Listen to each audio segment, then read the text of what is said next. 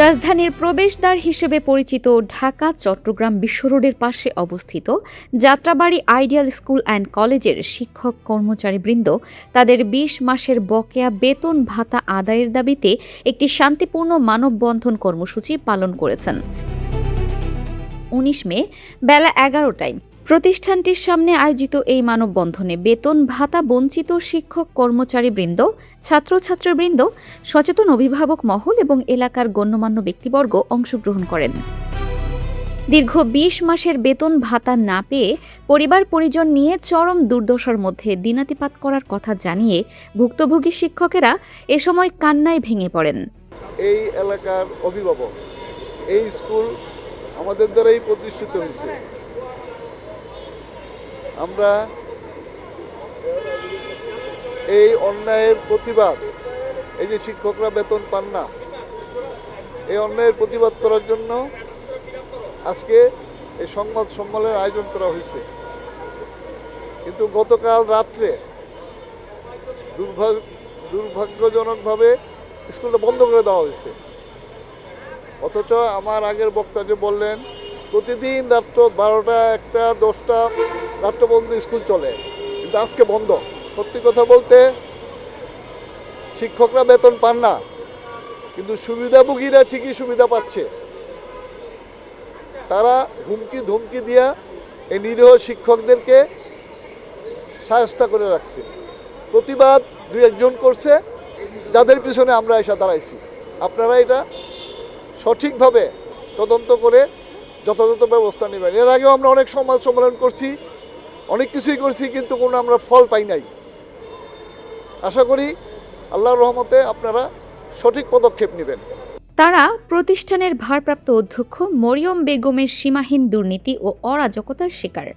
শিক্ষকেরা জানান, প্রতিষ্ঠানের বিভিন্ন খাত থেকে আয়কৃত অর্থ নামমাত্র ব্যাংকে জমা দিয়ে ভারপ্রাপ্ত অধ্যক্ষ ও তার সিন্ডিকেটের কয়েকজন মিলে বেশিরভাগ নগদ অর্থ সরিয়ে ফেলেন।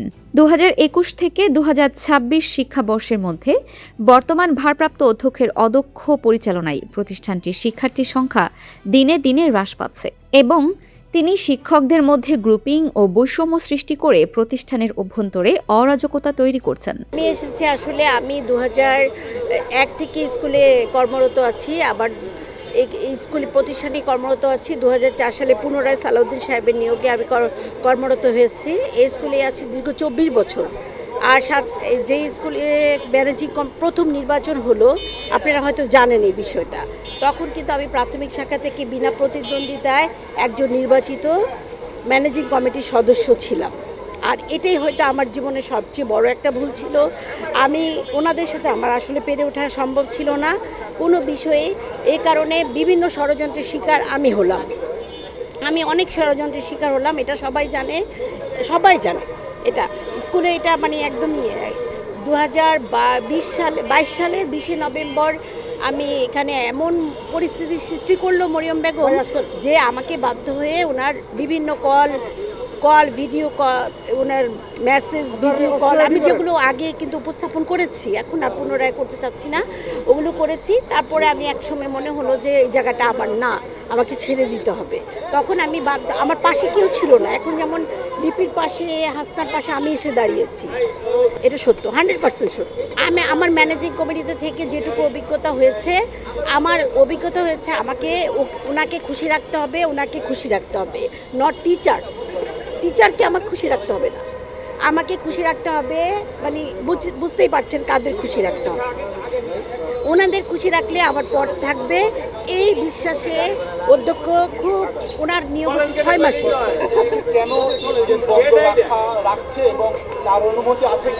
এই দেখেন, আজকে কিন্তু বাংলাদেশের সকল স্কুল খোলা। আমি আসলাম, যে দেখলাম সব স্কুল খোলা বাংলাদেশের, কিন্তু এই স্কুলটাই একমাত্র মানে একদম কয়টার দিকে, রাত ৭টা-৮টার দিকে হঠাৎ করে একটা ঘোষণা দিয়ে দিল আগামীকাল স্কুল বন্ধ। ইভেন একটু আগে একটা বাচ্চা এসে জিজ্ঞেস করলো আজকে কি ক্লাস হবে না, সেও জানে।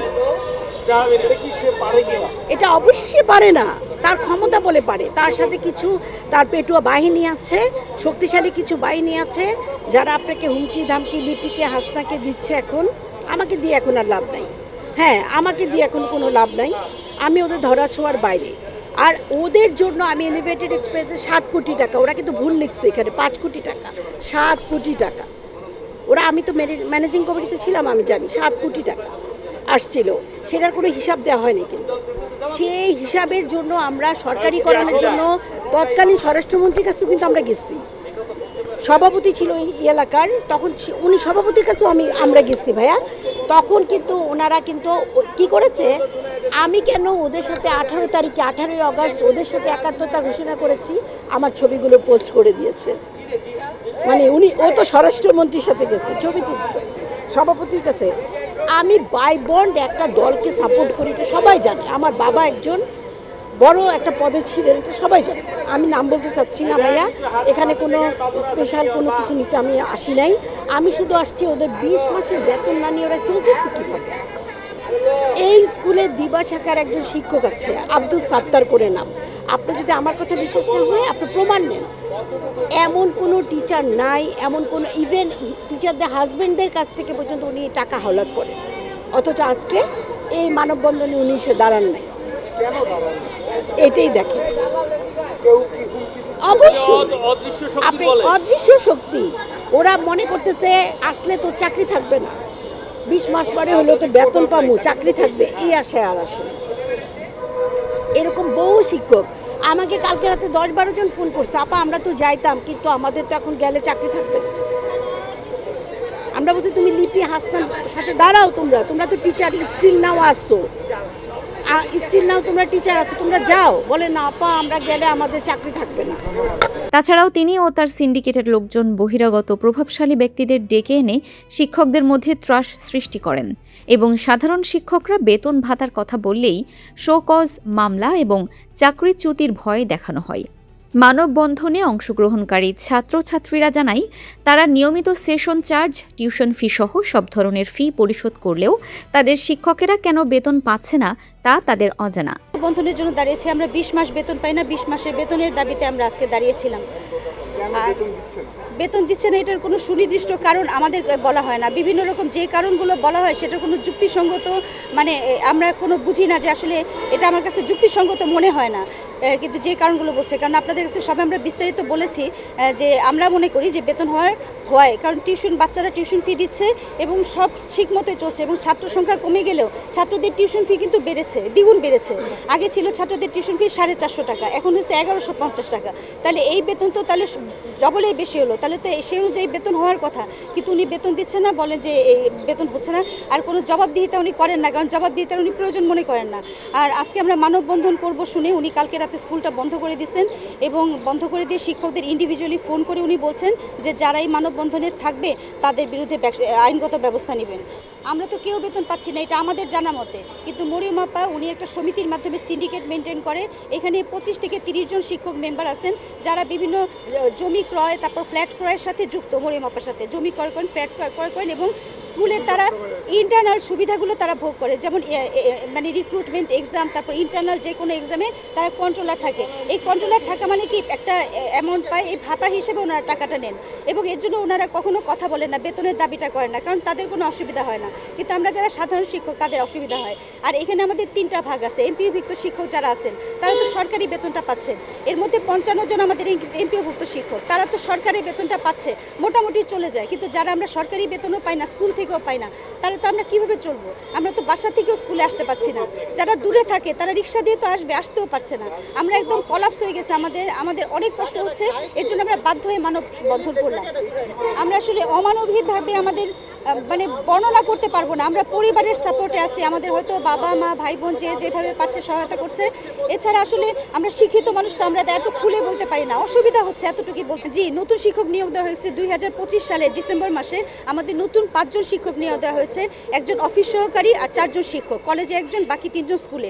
আমাদের মরিয়ম আপা সব জায়গায় বলছেন, ভারপ্রাপ্ত অধ্যক্ষ সব জায়গায় বলছেন যে বেতন না দিতে পারার মেইন কারণ হচ্ছে অতিরিক্ত শিক্ষক। তাহলে আমাদেরও প্রশ্ন এটা, তাহলে অতিরিক্ত শিক্ষক থাকার পর 5 জন নতুন নিয়োগ কিভাবে হলো, এবং শুনেছি তাদের স্যালারি আমাদের স্যালারির চাইতেও বেশি, মানে যারা 13 বছর ধরে চাকরি করছে, 15 বছর চাকরি করছে, তাদের চাইতেও স্যালারি তাদের বেশি, এটা আমরা শুনেছি।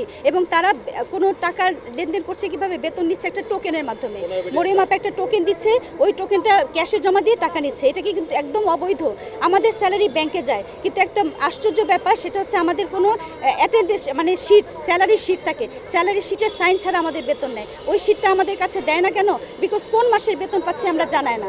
উনি আর সবাইকে বলে আমাদের 4 মাসের বেতন বাকি, মানে জানুয়ারি, ফেব্রুয়ারি, মার্চ, এপ্রিল, কিন্তু আসলে আমাদের বেতন আরও 1 বছরের বাকি, যেটা উনি হাইড করে রাখছেন ফাইলে, এবং সবাইকে এই কথাটা বলে না। কিন্তু আমরা জানি যে আমাদের 20 মাসের বেতন বাকি, এই মাস বাদ হলে 21 মাস হবে।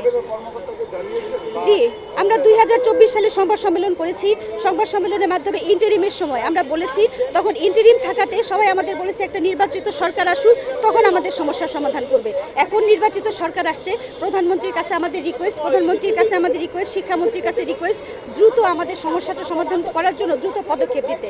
আরেকটা কথা বলে রাখি, আমরা বিভিন্ন দপ্তরে, যেমন শিক্ষা অধিদপ্তর, তারপর মাউসি, মাধ্যমিক উচ্চ মাধ্যমিক শিক্ষা বোর্ড, দুর্নীতি দমন কমিশন, সব জায়গায় আমরা তদন্তের জন্য আবেদন করেছি।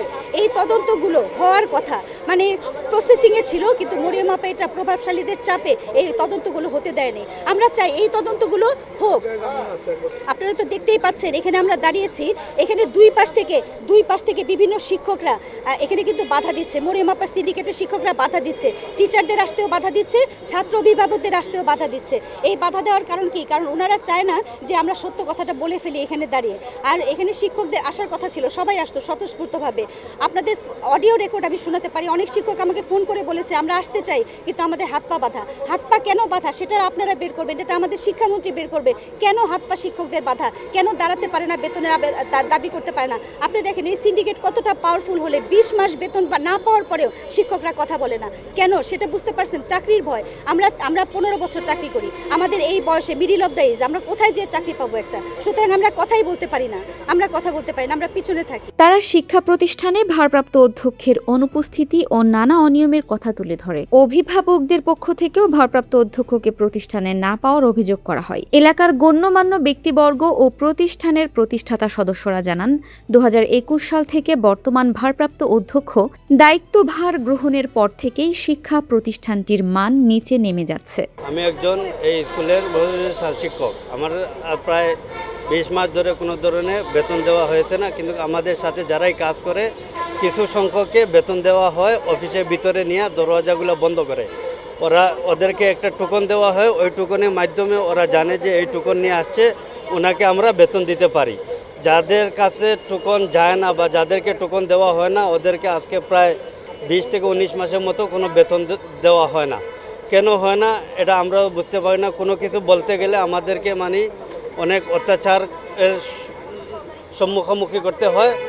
বরঞ্চ আমি একবারও অনুবাদ করছিলাম, যে অনুবাদ করার পরে আমাকে অনেক হুমকি দেওয়া হয়েছে যে আপনাদেরকে রাখা হয়েছে এখানে মানবিকতার কারণে, আপনারা যদি বেশি বাড়াবাড়ি করেন তাহলে আপনাদেরকে ডিসমিস করে দেওয়া হবে।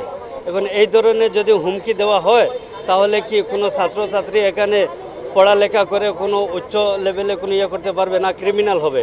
আমরা চাই এটা ক্রিমিনালের কোনো জায়গা না, এটাতে শিক্ষা অর্জন করার জায়গা।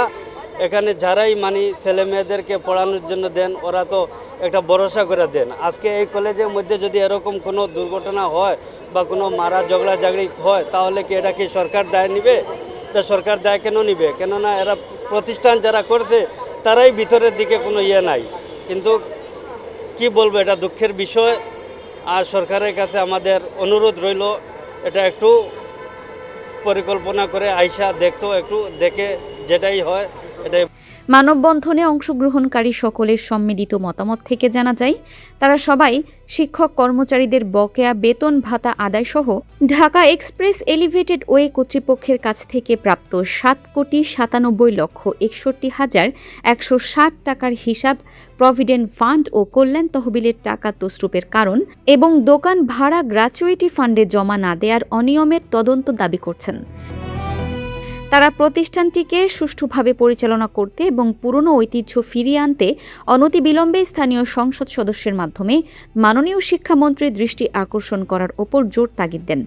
এদিকে শিক্ষক কর্মচারীদের বকেয়া বেতন ভাতা আদায়ের দাবিতে শান্তিপূর্ণ মানববন্ধনের আগাম সংবাদ পেয়ে সরকারি কোনো ছুটির ঘোষণা না থাকলেও ভারপ্রাপ্ত অধ্যক্ষ মোবাইল SMS এর মাধ্যমে আজকের তারিখ অনিবার্য কারণ দেখিয়ে প্রতিষ্ঠানটি বন্ধ ঘোষণা করেন। আরেফিন ফারহা, দিনাজপুর টিভি।